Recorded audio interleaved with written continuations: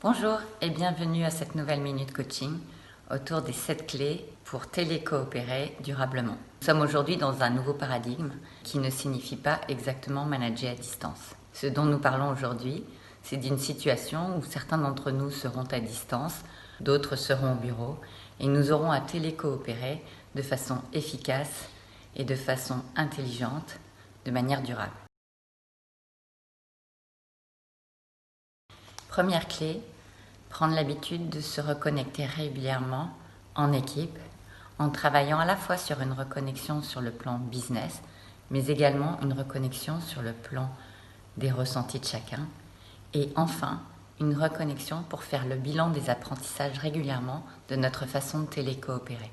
Alignement sur les aspects business, sur les aspects marché, sur les aspects économiques. Nous sommes tous touchés de plein fouet par cette crise.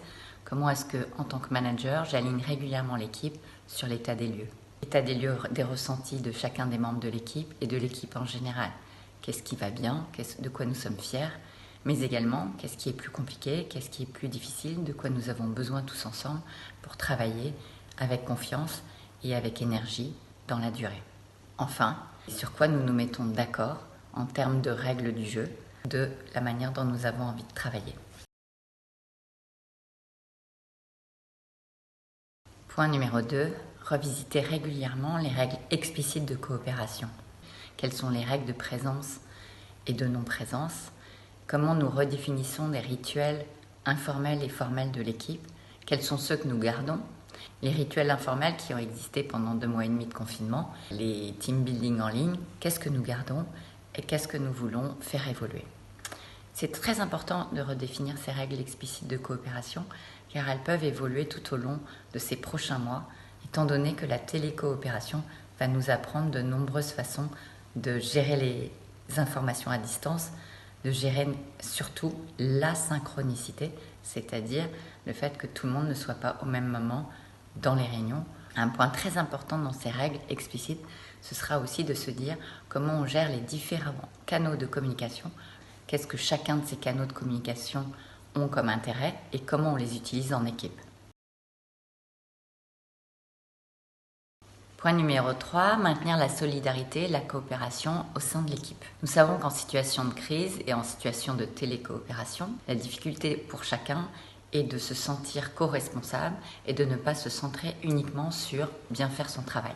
Donc comment le manager peut maintenir ce sentiment de solidarité en télécoopération en organisant régulièrement des réunions d'échange de pratiques où chacun sort de son rôle pour donner des idées qui favorisent l'innovation et la recherche de nouvelles solutions, en faisant en sorte que régulièrement chacun sache exactement qui fait quoi dans l'équipe, en favorisant des team building réguliers et enfin en faisant en sorte que chacun puisse avoir accès à l'information de manière très simple au sein de vos réseaux professionnels.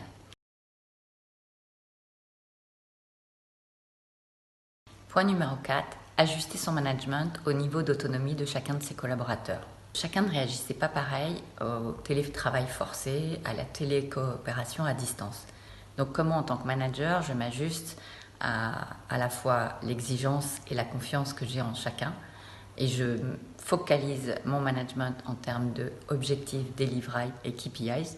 Je ne raisonne plus en termes de présence, ni d'horaire, ni de disponibilité, mais je focalise mon attention sur ce que chacun doit délivrer.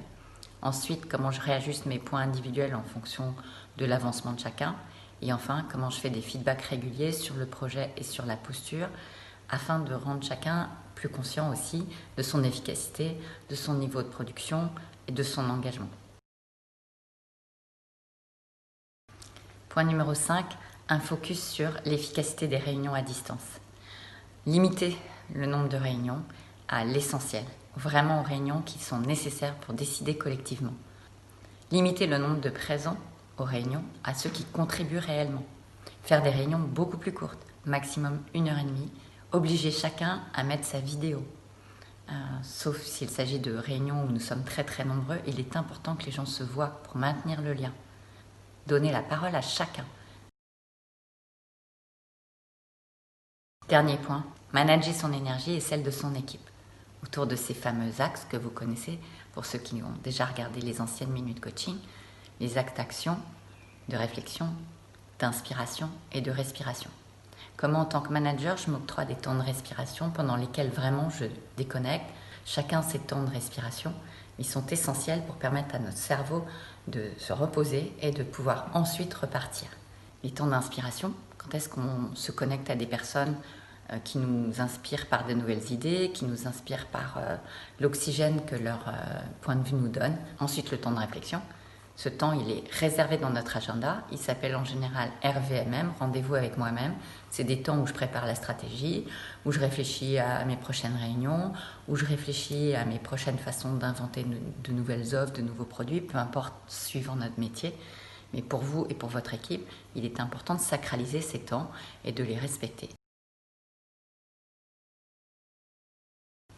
Et enfin, le 7e point en télécoopération, c'est revoir ses règles tous les mois ou tous les 2 mois en équipe, car nous sommes tous en train d'apprendre ces nouvelles façons de travailler. Voilà ce que je voulais partager avec vous, des premiers enseignements, des façons de travailler efficacement et surtout de manager la télécoopération durable pendant ces prochains mois. Et à très bientôt pour une nouvelle Minute Coaching.